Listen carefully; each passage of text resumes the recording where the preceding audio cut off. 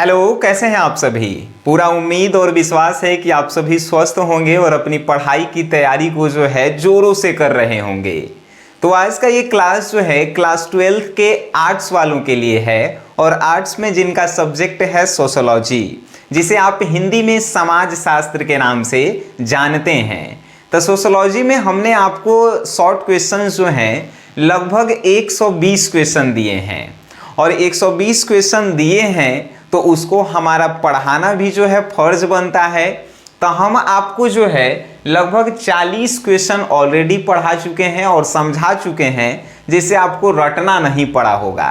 और आज की वीडियो जो है 41 नंबर क्वेश्चन से करेंगे और 50 नंबर क्वेश्चन पे आएंगे। और जाहिर सी बात है, जब ये 10 क्वेश्चन आप इस वीडियो के माध्यम से देखेंगे आपको रटना फिर आप भूल जाएंगे।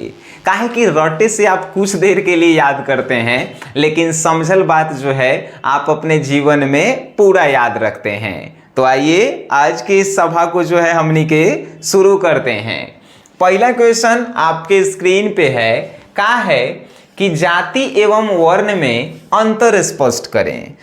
बड़ी सिंपल क्वेश्चन पूछ देता है, लेकिन लिखे के अगर आपको तरीका मालूम रहे तो आपको जो है पूरा के पूरा नंबर मिलता है। अगर अंतर वाला क्वेश्चन आता है तो कैसे हमनी के लिखते हैं, आंसर लिखेंगे जाति एवं वर्ण में निम्नलिखित अंतर है।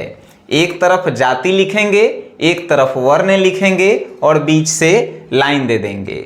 जाति के तरफ में आप लिखेंगे कि जाति जो है सामाजिक और स्थानीय वर्गीकरण होता है, यानी कि जाति को स्थान और समाज के अनुसार जो है बांटा जाता है, लेकिन वर्ण को स्थान और समाज के अनुसार बांटा नहीं जा सकता। ठीक है। जाति में दूसरा पॉइंट लिखेंगे कि जाति जो होता है वो अनेकों प्रकार के होते हैं, लेकिन वर्ण जो हैं सिर्फ 4 प्रकार के होते हैं। कौन कौन? ब्राह्मण, क्षत्रिय, शूद्र और वैश्य, ये 4 ही वर्ण होते हैं। ठीक है। तो हम आपको क्या लिखवाएं, जाति में पहला आप लिखेंगे कि जाति जो है समाज और स्थान के अनुसार जो है बंट जाता है, लेकिन वर्ण समाज और स्थान के अनुसार नहीं बंटता है। दूसरा हम लिखे हैं कि जातियां अनेक प्रकार की होती है, लेकिन वर्ण 4 प्रकार की ही होती है। तीसरा आप लिखेंगे कि जाति जो होता है उसमें जो है जाति के अनुसार श्रम को बांटा जाता है, लेकिन वर्ण में जो है क्या होता है, तो वर्ण के अनुसार श्रम को नहीं बांटा जाता है। और भी है कि जातियां जो है वर्ण का उपवर्ग है, लेकिन वर्ण जो है अपने आप में एगो वर्ग है। अब कहेंगे कैसे, जैसे सीएम होता है, मुख्यमंत्री एगो उप मुख्यमंत्री होता है, तो वैसे ही वर्ण का उपवर्ग है जाति। ठीक है, लेकिन वर्ण जो है अपने आप में एगो वर्ग है। अब ये सब आपको रटना पड़े तो समझिए कि हमारा पढ़ावे नहीं आता है। ठीक है। जाति का है तो स्थानीय और समाज के अनुसार बांटा जाता है। वर्ण अपने आप में जो है एगो खास है। वर्ण 4 प्रकार के होता है, जाति अनेकों प्रकार के होता है। ये सब तो अंतर है, बउआ वाला बात है कि नहीं। आइए नेक्स्ट क्वेश्चन पे, क्वेश्चन नंबर 42 कि जाति प्रथा के दोषों की विवेचना करें।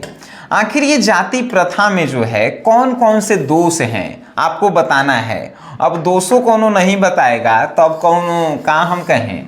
देखिए, जाति प्रथा डॉक्टर राधा कृष्णन के अनुसार समाज के में जो दोष उत्पन्न हो रहा था उसी को दूर करने के लिए जो है ये जाति प्रथा लागू किया गया था, लेकिन कोई नहीं जानता था कि यही जाति प्रथा आगे चल के जो है समाज के लिए नुकसान का काम करेगा। तो आखिर का नुकसान कर रहा है आपको 3 गो बताना है। तो जाति प्रथा से पहला नुकसान है कि लोगों देश का आर्थिक विकास जो है रुक सा गया है। अब कहेंगे कैसे, तो छोट जाति के आदमी जो है बड़ कोनो अगर काम कर रहा है तो उसको समाज के लोग नहीं करे देंगे, तो देश का आर्थिक विकास रुक गया है। अब कोनो जो है निम्न जाति के लोग है आ उ जो है कोनो के ऊंचे कुर्सी पर जाके बैठ जाए तो ओकरा जो है गरियावे लगता है। सब कहता है कि नहीं तू नाली साफ करेला है, नाली साफ करेगा, ऐसे देश का आर्थिक विकास होगा नहीं होगा। तो पहला जो है जाति प्रथा से नुकसान है कि देश का आर्थिक विकास जो है रुक सा गया है। दूसरा जाति प्रथा का नुकसान है कि लोगों के जाति के अनुसार कर्मों को बांट दिया गया है, मतलब कि कामों को बांट दिया गया है कि तू ई जाति के है, तू साव बनिया है तो तू जो है दुकानदारी वाला काम करेगा, तुम ब्राह्मण है तो पंडित वाला ही काम करेगा, तुम हई जाति के है तो यह काम करेगा।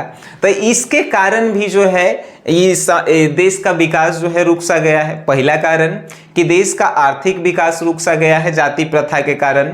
दूसरा कि जातियों के अनुसार श्रमों को बांट दिया गया है, कामों को बांट दिया गया है। तीसरा, जाति के अनुसार जो है लोगों में भेदभाव उत्पन्न किया जाता है कि तुम निम्न जाति के हैं, हम उच्च जाति के हैं, ऐसे भेदभाव उत्पन्न किए जाते हैं। तो ये सभी जाति प्रथा के जो है दोष है जिसे हम लोगों को दूर करना चाहिए, है कि नहीं। चलिए नेक्स्ट क्वेश्चन पे हम लेके आते हैं कि हिंदू विवाह की प्रकृति की व्याख्या करें। ये हिंदू विवाह की प्रकृति की आपको व्याख्या करेला क्वेश्चन आए तो बउआ वाला क्वेश्चन है। हिंदू में दो तरीका से विवाह होता है, एगो समजातीय विवाह होता है और एगो विषम जातीय विवाह होता है। समजातीय विवाह में क्या होता है तो अपन जाति और अपन गोत्र देख के ही जो है विवाह किया जाता है। जिसे माई बाबू के खाली जो है रिलेशन छोड़ के बाकी कोनो रिलेशन में का तो जाति सेम रहना चाहिए और गोत्र सेम रहना चाहिए, तब विवाह हो जाता है, उसे समजातीय विवाह कहा जाता है। एक होता है विषम जातीय विवाह। विषम जातीय विवाह में क्या होता है, जाति सिर्फ सेम होता है, गोत्र कौनो होता है तो ओकरा से कर लेवल जाता है, तो उसे विषम जातीय विवाह कहते हैं। अगर आप भी कहीं लड़का लड़की देखे गए होंगे, हम तो इस समय जाते रहते हैं, तो उजा क्या होता है कि जब सब कुछ ठीक ठाक हो जाता है तो पूछल जाता है कि बुआ ठीक है हमनी के यही जाति के हैं, लेकिन कौन गोत्र है, कौन देवता के पूजा होखा हवा, ये सब पूछल जाता है। तो जब देवता जब समान होता है, जिसे लड़का लड़की दोनों देवता एक के समान होता है, तब जो है ये विवाह होता है, तो उसे समजातीय विवाह कहते हैं। विषम जातीय विवाह मतलब कि जाति सेम रहता है लेकिन गोत्र अलग अलग होके, देवता पितर अलग अलग होके, तो उसे विषम जातीय विवाह कहते हैं। बातें समझ में आ रही है। तो हिंदू धर्म में दो प्रकार के विवाह होते हैं, समजातीय और विषम जातीय विवाह है। नेक्स्ट है कि जनजातियों में बहुपत्नी विवाह के किन्हीं तीन कारणों की विवेचना करें। यानी जनजाति जो लोग हैं वो बहुपत्नी विवाह, बहु मतलब कि बहुत सारा और पत्नी मतलब कि बहुत सारा पत्नी, यानी एक पुरुष जो है अनेकों स्त्री से शादी कर रहा है, इसके पीछे कारण क्या है आपको बताना है। तो पहला कारण कि जनजातियों में पुरुषों की संख्या कम होती है, महिलाओं की संख्या अधिक होती है, इसीलिए बहुपत्नी विवाह किया जाता है। दूसरा कारण कि जनजाति अपनी जनसंख्या बढ़ाने के लिए एगो पुरुष जो है कई महिलाओं से जो है विवाह कर लेता है। तीसरा कारण कि जनजाति जो है अपने आप को बाहुबली दिखाने के लिए, अपने आप को बड़ा आदमी दिखाने के लिए, अपनी मान प्रतिष्ठा के लिए एगो पुरुष जो है अनेकों स्त्री से शादी करता है। तो ये तीन कारण हैं जो आपको याद रखने हैं। पहला कौन से कारण, तो पहला कारण है कि जनसंख्या बढ़ाने के लिए। दूसरा कारण क्या है, तो पुरुषों की जनसंख्या कम है, महिलाओं की संख्या अधिक है। तीसरा क्या है, तो अपन मान मर्यादा को ऊंचा दिखाने के लिए। ठीक है, ये सब बातें आपको याद रखना है। 45 नंबर क्वेश्चन कहता है कि पलायन विवाह से आप क्या समझते हैं। पलायन विवाह को जो है अगर हमर भाषा में कहल जाए तो लड़का लड़की जो भाग करके विवाह करता है उसी को पलायन विवाह कहल जाता है, जेकर हमनी के भाषा में ए घड़ी कह रहे हैं लव मैरिज। लड़का लड़की बिना माई बाबू के मर्जी से भाग करके विवाह करता है, उसी को हमनी के पलायन विवाह कहते हैं, जो बाद में या तो स्वीकार भी कर लिया जाता है अन्यथा बाद में मारपीट भी होता है। कभी कभी ऐसा होता है कि इतना जो है दुश्मनी हो जाता है कि लड़की के परिवार वाला लड़का के हत्या कर देता है, चाहे लड़का के परिवार वाला लड़की के हत्या कर देता है। ऐसा भी होता है पलायन विवाह। पलायन विवाह वैसे विवाह जिसमें बिना माता पिता की मर्जी के विवाह किया जाता है। ठीक है, ऐसा जीवन में आपको नहीं करना है। माता पिता आपको पाले हैं वो अपन शौक को पूरा करने के लिए, तो उनको भी जो है आपका कर्तव्य बनता है कि हम अपने माता पिता के शौक को जो है पूरा करें। ठीक है, चलिए नेक्स्ट क्वेश्चन है 46 नंबर, मातुल्य नातेदारी रीति क्या है। देखिए मातुल्य नातेदारी रीति का होता है, तो मातुल्य नातेदारी नीति जो है दो प्रकार के होता है, एगो द्वितीयक और एगो तृतीयक। द्वितीयक नातेदारी के अंतर्गत जो है मातुल्य नातेदारी आता है और एगो जो है तृतीयक नातेदारी के अंतर्गत। अब आपके मन में प्रश्न है कि सर द्वितीयक नातेदारी का होता है। द्वितीयक मतलब कि मेरी माँ से जो है जो जुड़े हुए, जो अपन एकदम पर्सनल है, जैसे हमर मौसी, ठीक है, ये द्वितीयक है, माई के बहन हुई है कि नहीं। हमर जो है मामा, ई माई के जो है का भाई हुए, तो ई माई से जो है एकदम जुड़े हुए हैं, तो ये सब का होगा द्वितीयक नातेदारी, ठीक है। लेकिन अब मौसी से जो है कौन जुड़े हुए हैं, मौसा, तो ये जो है तृतीयक नातेदारी, यानी मेरी मम्मी से मौसी जुड़ी हुई है, मौसी से जो है मौसा जुड़े, तो ये जो है तृतीयक नातेदारी। और मामा से जुड़ी काची, मामी जुड़ी, तो ये जो है तृतीयक नातेदारी।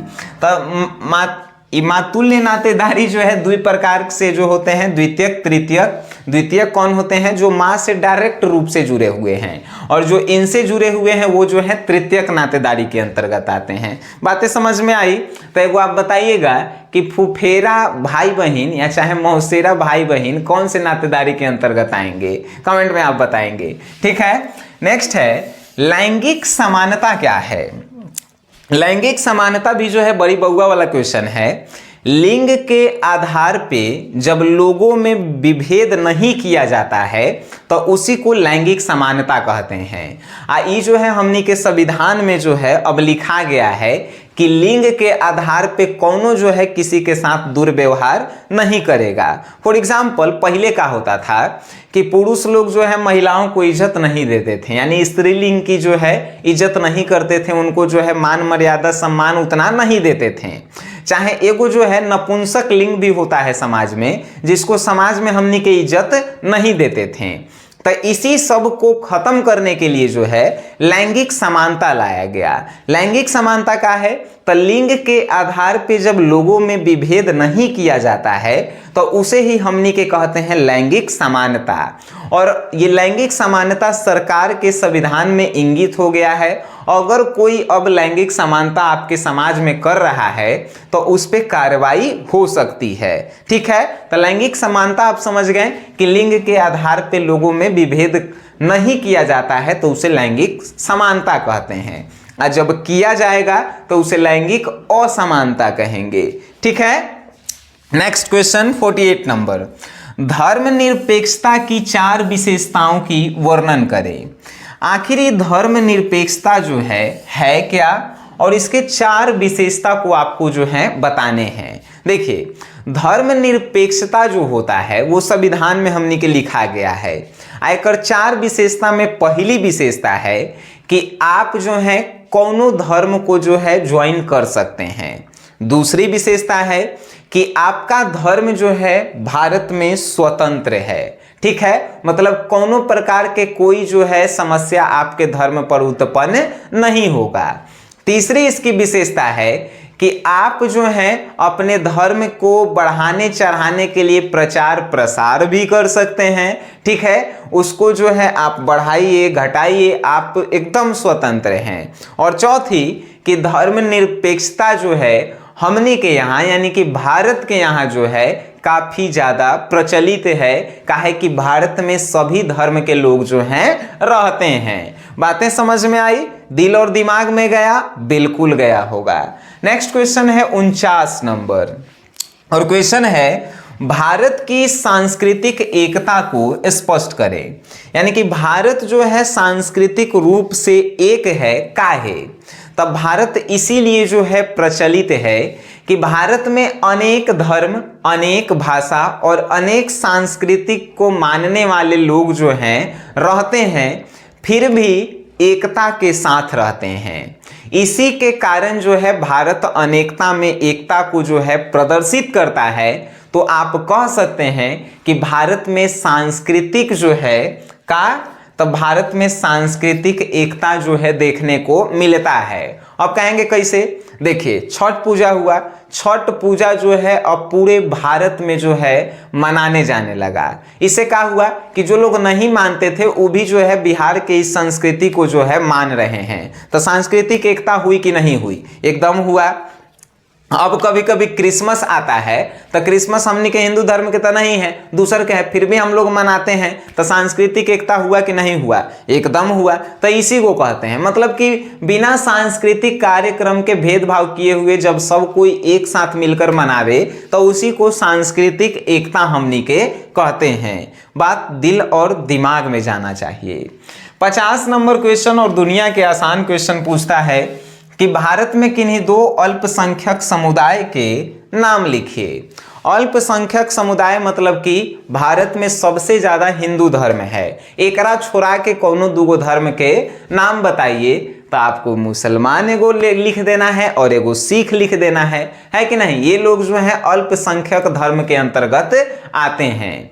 अब आप बताइए कि 10 गो क्वेश्चन में से कौन ऐसा क्वेश्चन रहा जो आपके दिल और दिमाग में नहीं गया। गया होगा तो आपके मन में प्रश्न भी है कि सर हम कहाँ से इसके कोर्स को खरीद सकते हैं जिससे ये इंपॉर्टेंट क्वेश्चन का नोट्स जो है मिल जाए। तो सिंपल सी भाषा में कहें तो आपको जो है एक SGS क्लासेस एप्लीकेशन डाउनलोड करना चाहिए। SGS क्लासेस एप्लीकेशन पर जो है आपको इसका नोट्स मिलेगा सोशोलॉजी का। और अगर आपको लगता है कि आर्ट्स में कोनो प्रकार के कोई तैयारी नहीं हुआ है तो आपको SGS क्लासेस पे ही आर्ट्स का जो है एगो क्रैश कोर्स मिलेगा जो 499 रुपये का है। वो आप ज्वाइन कर लेंगे, सभी सब्जेक्ट की तैयारी जो है आपकी हो जाएगी। हमें उम्मीद और पूरा विश्वास है कि आपको ये वीडियो अच्छा लगा होगा। अच्छा लगा है तो अपने दोस्तों में शेयर करें और वीडियो देखे हैं उसके लिए धन्यवाद।